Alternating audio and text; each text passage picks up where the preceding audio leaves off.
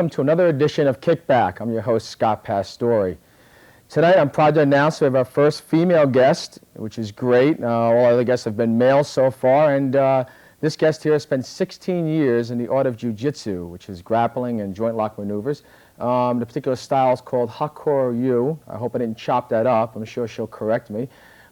She's known for her charitable work that she's done on the North Shores of Long Island.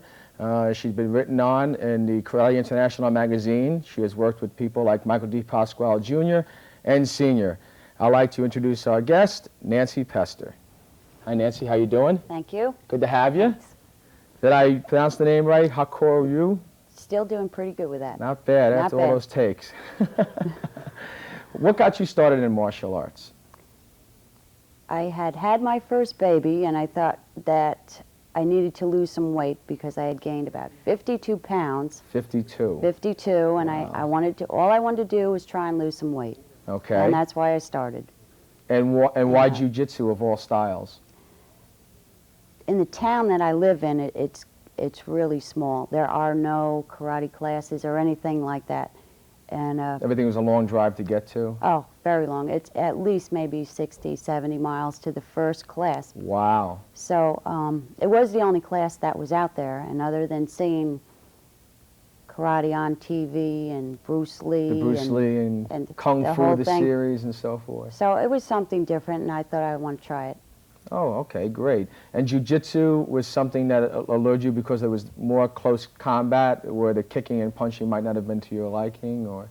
Actually, I had no idea what jiu-jitsu was. Right. I had no idea what karate It was a name to you, kind of, It was just martial arts. martial arts.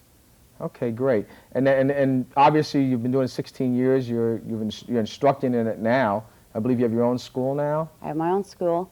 All right, and you're doing a lot of charitable work with that. I do. We do a lot with children. We do a lot with women. I'm working with the Domestic Violence Center, that women and children that have been abused. Which is very important, especially with the Extremely topics important, today. Yeah. because women won't come to class to sign up, so you have to go to these places.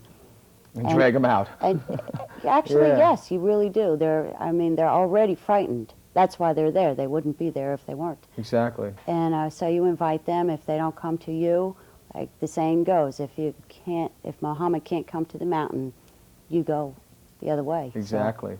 Exactly. And with the type of classes that you have, I understand with the children end of it, you kind of have like where they come in and they learn for nothing. There's no rates, there's no charges. You do this out of the goodness of your heart to bring these people off the No, streets. I don't charge the instructors and the people that help me.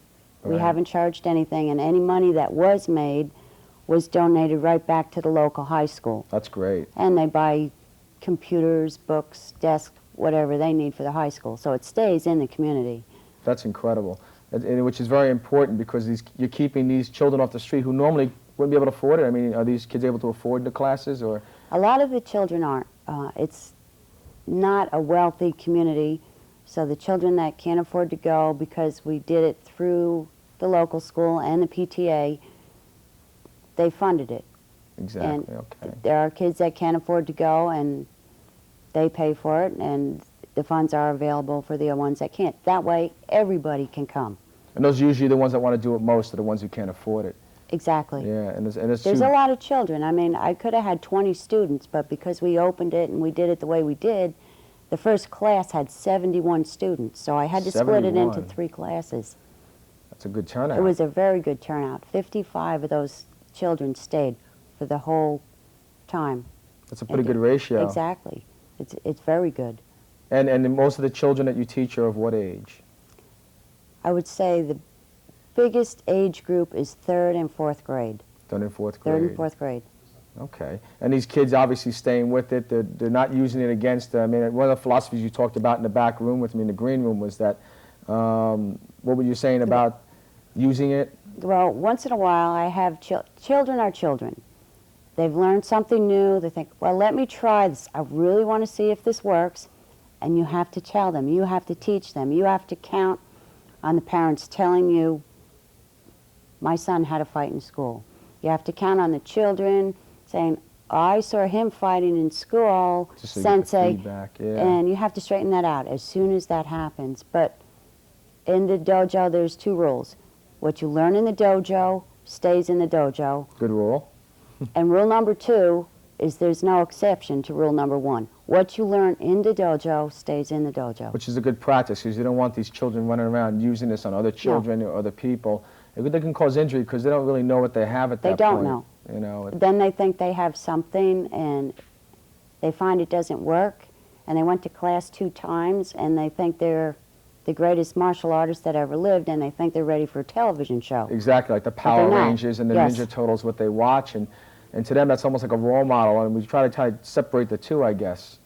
I guess that would be the best way to do it. It's hard to, because kids have tunnel vision. They picture themselves doing things. Adults, you have to make them see what they can do, but the children have that tunnel vision. I can do this. And they're a sponge, like you were telling me. They Yeah. soak it all in. They soak everything in, everything that you tell them. You have to be careful what you tell them. Don't tell them too much, because they'll remember every little piece of it. And they like to imitate. A lot. Yeah. A lot. When we come back, we're going to take a look at some of the demonstrations that you'll do, and we'll go over some of the moves, and it's going to be really interesting to see how people always say women can't do martial arts, or I'm too small. When we come back, we're going to break that whole myth.